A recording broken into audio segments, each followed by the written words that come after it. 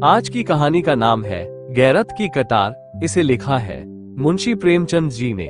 चलिए कहानी का वाचन प्रारंभ करते हैं। कितनी अफसोसनाक, कितनी दर्द भरी बात है कि वही औरत जो कभी हमारे पहलू में बसती थी, उसी के पहलू में चुभने के लिए हमारा तेज खंजर बेचैन हो रहा है। जिसकी आंखें हमारे लिए अमृत के छलकते हुए प्याले थी, वही आंखें हमारे दिल में आग और तूफान पैदा करें। रूप उसी वक्त तक राहत और खुशी देता है जब तक उसके भीतर एक रूहानी नेमत होती है और जब तक उसके अंदर औरत की वफा की रूह हरकत कर रही हो, वरना वो एक तकलीफ देने वाली चीज है, जहर और बदबू से भरी हुई, इसी काबिल कि वह हमारी निगाहों से दूर रहे और पंजे और नाखून का शिकार बने। एक जमाना वह था कि नईमा हैदर की आरज़ुओं की देवी थी। ये समझना मुश्किल था कि कौन तलबगार है और कौन उस तलब को पूरा करने वाला। एक तरफ पूरी पूरी दिलजोई थी, दूसरी तरफ पूरी पूरी रजा। तब तकदीर ने पांसा पलटा। गुलो बुलबुल में सुबह की हवा की शरारतें शुरू हुई। शाम का वक्त था, आसमान पर लाली छाई हुई थी। नईमा उमंग और ताजुगी और शौक से उमड़ी हुई कोठे पर आई। शफक की तरह उसका चेहरा भी उस वक्त खिला हुआ था। एन उसी वक्त वहां का सूबेदार नासिर अपने हवा की तरह तेज घोड़े पर सवार उधर से निकला। ऊपर निगाह उठी तो हुस्न का करिश्मा नजर आया कि जैसे चांद शफक के हौज में नहाकर निकला है। तेज निगाह जिगर के पार हुई, कलेजा थाम कर रह गया। अपने महल को लौटा, अधमरा टूटा हुआ। मुसाहबों ने हकीम की तलाश की और तब राह रस्म पैदा हुई। फिर इश्क की दुश्वार मंजिलें तय हुई। वफा और हया ने बहुत बेरुखी दिखाए, मगर मोहब्बत के शिकवे और इश्क की कुफ्र तोड़ने वाली धमकियां आखिर जीती। अस्मत का खलाना लुट गया। उसके बाद वही हुआ जो हो सकता था। एक तरफ से बदगुमानी, दूसरी तरफ से बनावट और मक्कारी, मनमुटाव की नौबत आई। फिर एक दूसरे के दिल को चोट पहुंचाना शुरू हुआ, यहाँ तक कि दिलों में मैल पड़ गई। एक दूसरे के खून के प्यासे हो गए। नईमा ने नासिर की मोहब्बत की गोद में पनाह ली और आज 1 महीने की बेचैन इंतजारी के बाद हैदर अपने जज्बात के साथ नंगी तलवार पहलू में छिपाए अपने जिगर के भड़कते हुए शोलों को नईमा के खून से बुझाने के लिए आया हुआ है। आधी रात का वक्त था और अंधेरी रात थी। जिस तरह आसमान के हरम सरा में हुस्न के सितारे जगमगा रहे थे, उसी तरह नासिर का हरम भी हुस्न के दीपों से रोशन था। नासिर 1 हफ्ते से किसी मोर्चे पर गया हुआ है, इसलिए दरबान गाफिल है।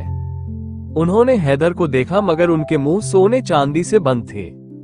ख्वाजासराओं की निगाह पड़ी, लेकिन वो पहले ही एहसान के बोझ से दब चुके थे। ख्वासों और कनीजों ने भी मतलब भरी निगाहों से उसका स्वागत किया और हैदर बदला लेने के नशे में गुनहगार नईमा के सोने के कमरे में जा पहुंचा, जहां की हवा संदल और गुलाब से बसी हुई थी। कमरे में एक मोमी चिराग जल रहा था और उसी की भेद भरी रोशनी में आराम और तकल्लुफ की सजावटें नजर आती थी, जो सतीत्व जैसी अनमोल चीज के बदले में खरीदी गई थी। वहीं वैभव और ऐश्वर्य की गोद में लेटी हुई नईमा सो रही थी। हैदर ने एक बार नईमा को आंख भर देखा। वही मोहिनी सूरत थी, वही आकर्षक लावण्य और वही इच्छाओं को जगाने वाली ताजगी। वही युवती जिसे एक बार देखकर भूलना असंभव था। हाँ, वही नईमा थी। वही गोरी बाहें जो कभी उसके गले का हार बनती थी, वही कस्तूरी में बसे हुए बाल जो कभी कंधों पर लहराते थे, वही फूल जैसे गाल जो उसकी प्रेम भरी आंखों के सामने लाल हो जाते थे। इन्हीं गोरी गोरी कलाइयों में उसने अभी अभी खिली हुई कलियों के कंगन पहनाए थे और जिन्हें वो वफा के कंगन समझता था। इसकी गले में उसने फूलों के हार सजाए थे और उन्हें प्रेम का हार ख्याल किया था, लेकिन उसे क्या मालूम था कि फूलों के हार और कलियों के कंगन के साथ वफा के कंगन और प्रेम के हार भी मुरझा जाएंगे। हाँ, यह वही गुलाब के से होंठ है जो कभी उसकी मोहब्बत में फूल की तरह खिल जाते थे, जिनसे मोहब्बत की सुहानी महक उड़ती थी। और यह वही सीना है जिसमें कभी उसकी मोहब्बत और वफा का जलवा था, जो कभी उसके मोहब्बत का घर था, मगर जिस फूल में दिल की महक थी, उसमें दगा के कांटे हैं। हैदर ने तेज कटार पहलू से निकाली और दबे पांव नईमा की तरफ आया, लेकिन उसके हाथ न उठ सके। जिसके साथ उम्र भर जिंदगी की सैर की उसकी गर्दन पर छुरी चलाते हुए उसका हृदय द्रवित हो गया। उसकी आंखें भीग गईं, दिल में हसरत भरी यादगारों का एक तूफान सा उठने लगा। तकदीर की क्या खूबी है कि जिस प्रेम का आरंभ ऐसा खुशी से भरपूर हो, उसका अंत इतना पीड़ाजनक हो। उसके पैर थरथराने लगे, लेकिन स्वाभिमान ने ललकारा। दीवार पर लटकी हुई तस्वीरें उसकी इस कमजोरी पर मुस्कुराईं। मगर कमजोर इरादा हमेशा सवाल और अलील की आड़ लिया करता है। हैदर के दिल में ख्याल पैदा हुआ, क्या इस मोहब्बत के बाप को उजाड़ने का इल्जाम मेरे ऊपर नहीं है? जिस वक्त बदगुमानियों के अखुए निकले, अगर मैंने तानों और धिक्कारों के बजाय मोहब्बत से काम लिया होता तो आज ये दिन ना आता। मेरे जुल्मों ने मोहब्बत और वफा की जड़ काटी। औरत कमजोर होती है, किसी सहारे के बगैर नहीं रह सकती।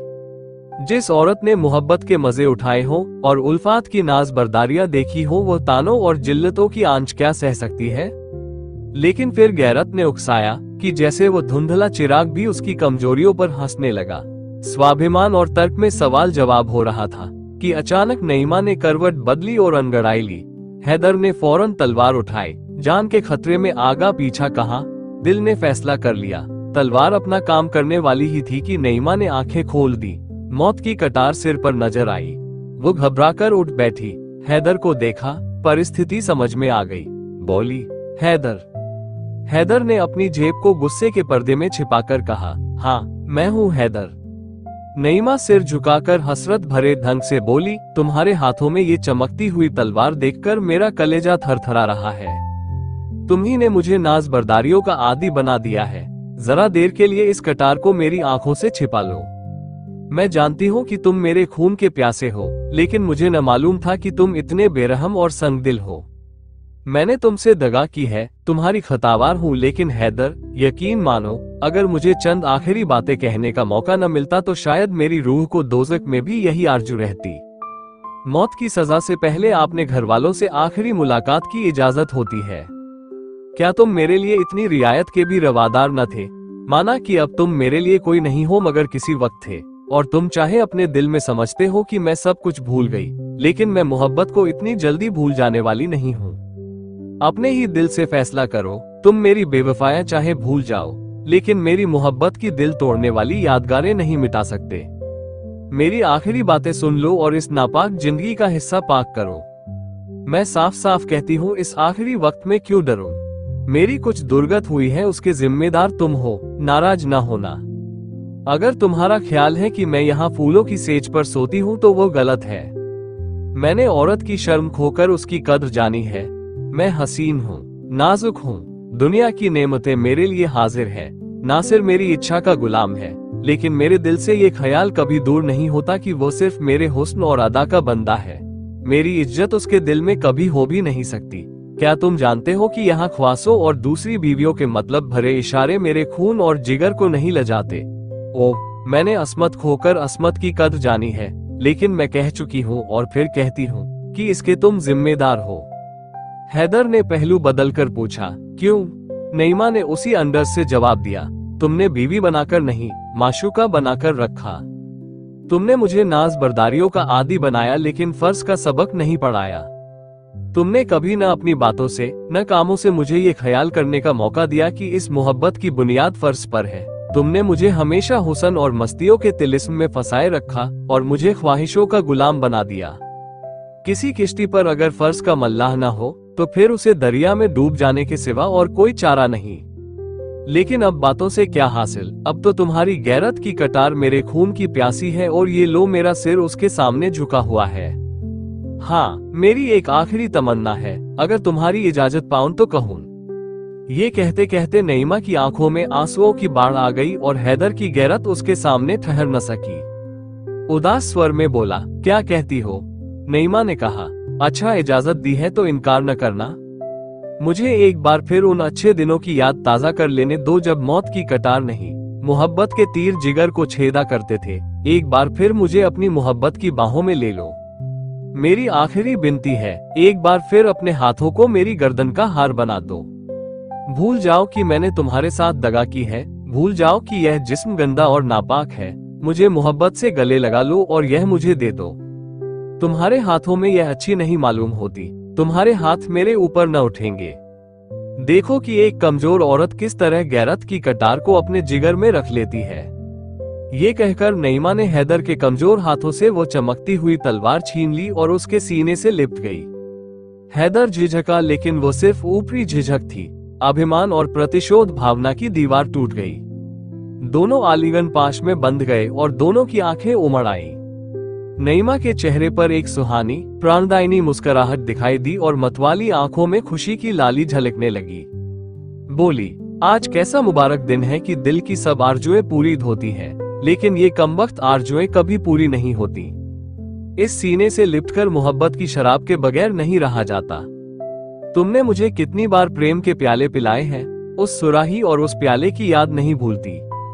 आज एक बार फिर उल्फत की शराब के दौर चलने दो, मौत की शराब से पहले उल्फत की शराब पिला दो। एक बार फिर मेरे हाथों से प्याला ले लो, मेरी तरफ उन्हीं प्यार की निगाहों से देखकर जो कभी आंखों से न उतरती थी, पी जाओ। मरती हूं तो खुशी से मरूं। नईमा ने अगर सतीत्व खोकर सतीत्व का मूल्य जाना था, तो हैदर ने भी प्रेम खोकर प्रेम का मूल्य जाना था। उस पर इस समय एक मदहोशी छाई हुई थी, लज्जा और याचना और झुका हुआ सिर, ये गुस्से और प्रतिशोध के जानी दुश्मन है, और एक गैरत के नाजुक हाथों में तो उनकी काट तेज तलवार को मात कर देती है। अंगूरी शराब के दौर चले और हैदर ने मस्त होकर प्याले पर प्याले खाली करने शुरू किए। उसके जी में बार बार आता था कि नईमा के पैरों पर सिर रख दूं और उस उजड़े हुए आशियाने को आदाब कर दूं। फिर मस्ती की कैफियत पैदा हुई और अपनी बातों पर और अपने कामों पर उसे अख्तियार न रहा। वह रोया, गिड़गिड़ाया, मिन्नतें की, यहाँ तक कि उन दगा के प्यालों ने उसका सिर झुका दिया। हैदर कई घंटे तक बेसुध पड़ा रहा। वो चौंका तो रात बहुत कम बाकी रह गई थी। उसने उठना चाहा, लेकिन उसके हाथ पैर रेशम की डोरियों से मजबूत बंधे हुए थे। उसने भौचक होकर इधर उधर देखा। नईमा उसके सामने वही तेज कटार लिए खड़ी थी। उसके चेहरे पर एक कातिलों जैसी मुस्कुराहट की लाली थी।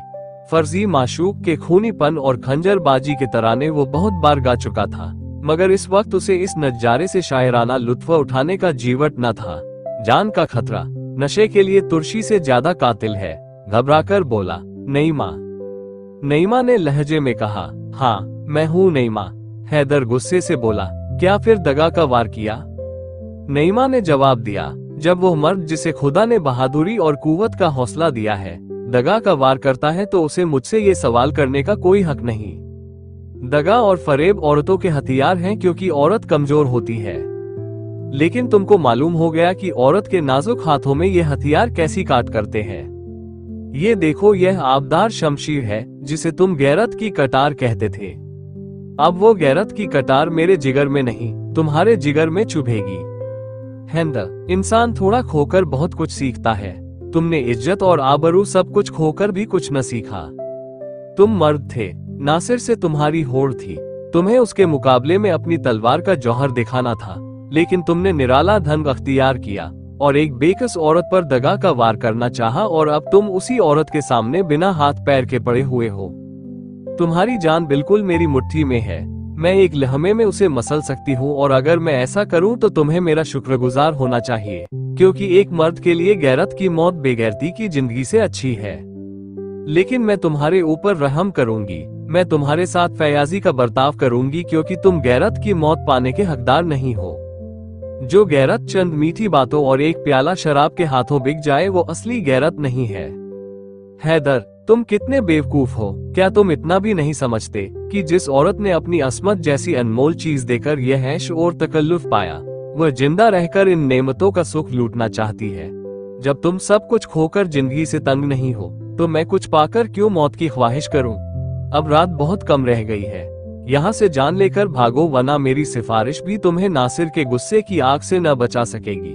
तुम्हारी यह गैरत की कटार मेरे कब्जे में रहेगी और तुम्हें याद दिलाती रहेगी कि तुमने इज्जत के साथ गैरत भी खो दी। आज की कहानी समाप्त हुई।